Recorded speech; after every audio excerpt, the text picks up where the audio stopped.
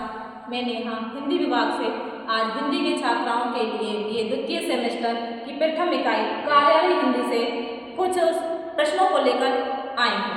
पहला प्रश्न है आपका, कार्यालय हिंदी किसे कहते हैं? कार्यालय जैसे कि नाम से स्पष्ट कि कार्यालय आपके सरकारी भी है, अर्ध सरकारी भी है और निजीकरण यानी कि गैर सरकारी, जो ना तो आपके सरकारी है और ना ही अर्ध सरकारी है यानी कि प्राइवेट सेक्टर। इन कार्यालयों में जो भाषा प्रयोग की जाती है उनको हम कार्यालय हिंदी कहते हैं।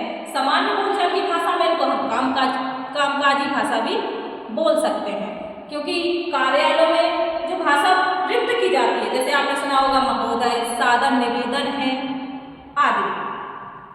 डॉक्टर उषा तिवारी विद्वान हैं जिन्होंने कार्यालय भाषा के संबंध में एक परिभाषा दी है कि सरकारी कार्यालयों में प्रयुक्त होने वाली प्रशासनिक भाषा को हम कार्यालय भाषा कहते हैं। दूसरा प्रश्न है आपका, कार्यालय हिंदी और साहित्यिक हिंदी में क्या अंतर है?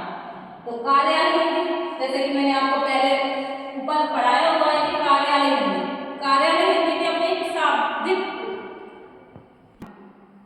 क्षमा चाहती हूँ कि कार्यालय हिंदी और साहित्यिक हिंदी में अंतर क्या है? तो कार्यालय हिंदी यानी कि पहले भी मैंने आपको पढ़ाया कि कार्यालय हिंदी कार्यालय में प्रयुक्त होती है, इनकी अपनी शाब्दिक शब्द होते हैं जो अपनी सटीक शब्दों में बने हुए होते हैं, इनके अर्थ भी सीमित होते हैं।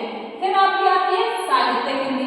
साहित्यिक हिंदी जैसे कि आपको नाम से स्पष्ट हो रहा है कि साहित्यिक हिंदी आपके कवि और लेखक जो भाषा का प्रयोग करते हैं उनको हम साहित्यिक हिंदी कहते हैं। साहित्यिक हिंदी के जो शब्द होते हैं वो हमारे अलंकार, रस रूप अलंकार, लोकोक्ति, मुहावरे आदि का प्रयोग साहित्यिक हिंदी में किया जाता है। साहित्यिक हिंदी में हमारी भावनाएं जुड़ी होती हैं। जैसे कि आपने एक मुहावरा सुना होगा, मुहावरों का प्रयोग किया जाता है, लोकोक्तियों का बहुत उपयोग किया जाता है। आस्तीन का सांप होना, 9 2 11 हो जाना, इनको हम साहित्यिक